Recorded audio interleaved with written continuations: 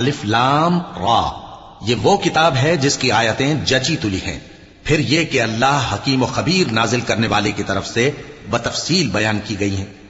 اس کا پیغام یہ ہے کہ اللہ کے سوا کسی کی عبادت نہ کرو، اور میں اس کی طرف سے تم کو ڈر سنانے والا اور خوشخبری دینے والا ہوں، اور یہ کہ اپنے پروردگار سے بخشش مانگو اور اس کے آگے توبہ کرو، وہ تم کو ایک وقت مقرر تک متاع نیک سے بہرہ مند کرے گا اور ہر لائق فضیلت کو اس کی فضیلت دے گا، اور اگر روگردانی کرو گے تو مجھے تمہارے بارے میں قیامت کے بڑے دن کے عذاب کا ڈر ہے۔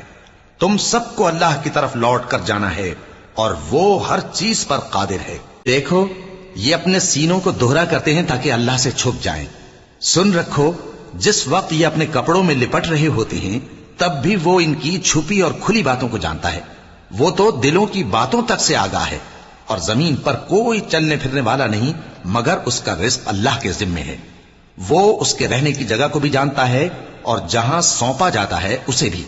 یہ سب کچھ کتاب روشن میں لکھا ہوا ہے، اور وہی تو ہے جس نے آسمانوں اور زمین کو 6 دن میں بنایا، اور اس وقت اس کا عرش پانی پر تھا۔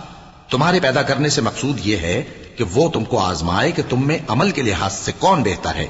اور اے نبی، اگر تم کہو کہ تم لوگ مرنے کے بعد زندہ کر کے اٹھائے جاؤ گے تو کافر کہہ دیں گے کہ یہ تو کھلا جادو ہوا، اور اگر ایک مدت معین تک ہم ان سے عذاب روک دیں تو کہیں گے کہ کون سی چیز عذاب کو روکے ہوئے ہے۔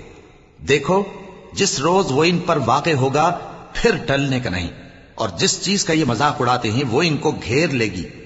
اور اگر ہم انسان کو اپنے پاس سے نعمت بخشیں پھر اس سے اس کو چھین لیں تو نا امید اور ناشکرا ہو جاتا ہے، اور اگر تکلیف پہنچنے کے بعد آسائش کا مزہ چکھائیں تو خوش ہو کر کہتا ہے کہ سب سختیاں مجھ سے دور ہو گئیں۔